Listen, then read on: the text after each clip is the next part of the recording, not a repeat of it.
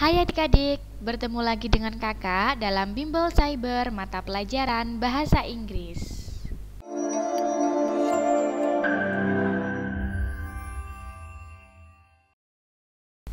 Last meeting, we have learned about type of recount text.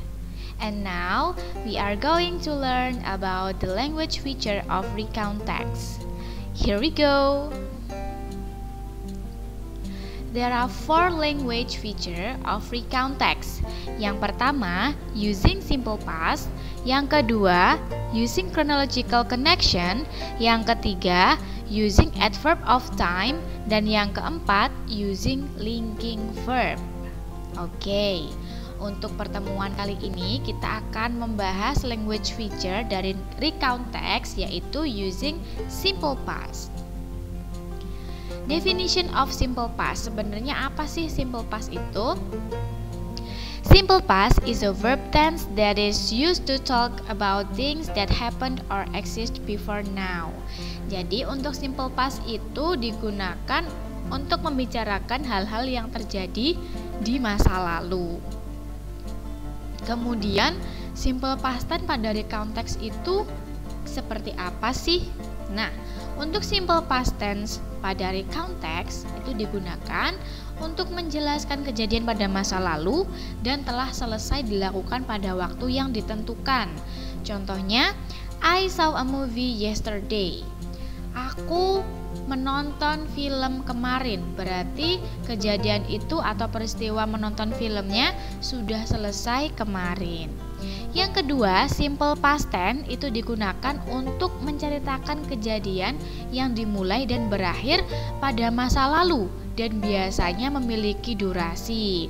Contohnya adalah Bobby studied English for 5 years. Jadi Bobby itu mulai belajar bahasa Inggris 5 tahun yang lalu. Jadi menyatakan kegiatan yang dimulai dan sudah selesai.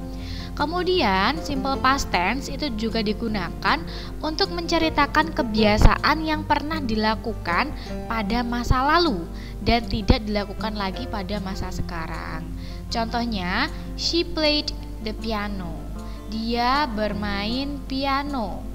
Bermain pianonya pada masa lalu dan sekarang sudah tidak bermain piano lagi. Nah, itu adalah contoh-contoh penggunaan simple past tense, tepatnya pada recount text ya. Berikutnya adalah rumus simple past. Masih ingat rumus simple past? Oke, kita pelajari bersama-sama ya. Yang pertama adalah untuk verbal simple past atau kalimat yang mengandung kata kerja. Seperti biasa, ada kalimat positif, ada kalimat negatif, dan ada juga kalimat tanya. Untuk verbal simple past, kalimat positifnya rumusnya adalah subject plus verb to. Kenapa verb to? Verb to itu menggambarkan kata kerja yang terjadi di masa lalu ya. Contoh kalimatnya adalah I went to the zoo yesterday. Aku pergi ke kebun binatang kemarin. Nah, uniknya untuk simple past tense ini selalu menggunakan yang namanya adverb of time. Ya, biasanya seperti itu. Kalau misalkan tidak ditambahkan adverb of time gimana? Ya boleh-boleh saja. Ya, tetapi ciri khasnya itu adalah adverb of time. Di sini untuk kalimat I went to the zoo yesterday itu adalah adverb time-nya yesterday atau kemarin. Nah, sudah ketahuan ya. Di sini untuk subjeknya adalah I, kemudian verb to-nya adalah when, ya. Kemudian untuk kalimat negatif, rumusnya adalah subject plus did plus not plus verb one, ya. Subject plus did plus not plus verb one. Contoh kalimatnya, I did not go to the zoo yesterday. Aku tidak pergi ke kebun binatang kemarin, ya. Di sini untuk kalimat negatifnya kita menggunakan verb 1 ya. Oke. Kemudian untuk kalimat tanya, rumusnya adalah did plus subject plus verb one, ya. Did-nya itu ditaruh di depan karena kalimat tanya.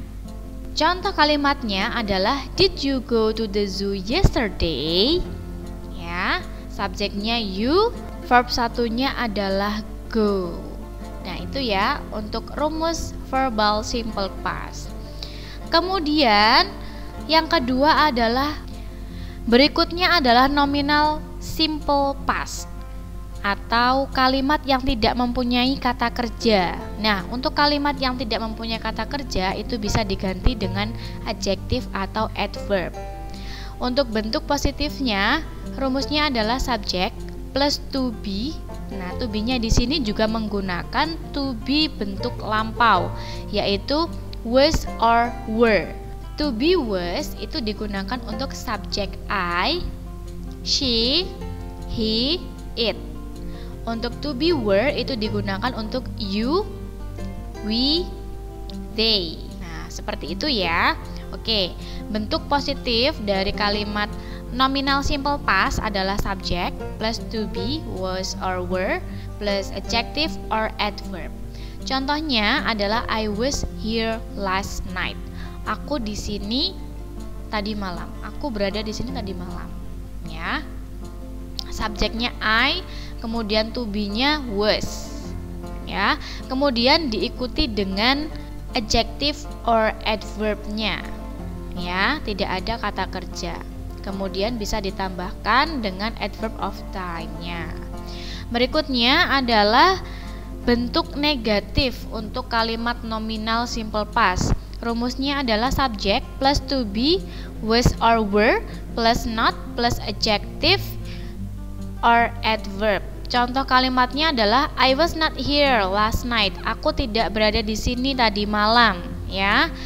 Ingat, untuk kalimat negatif itu pasti ada not-nya, ditambahi dengan not yang menandakan dia adalah kalimat negatif atau bentuk negatif.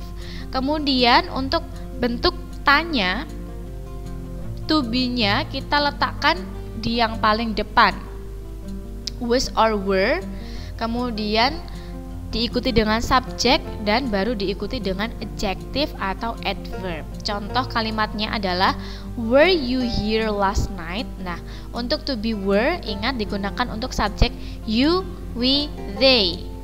Subjeknya you kemudian ditambahi dengan adverbnya. Oke, itulah tadi adik-adik pembahasan kita berkaitan dengan language feature of recount text, yaitu using simple past.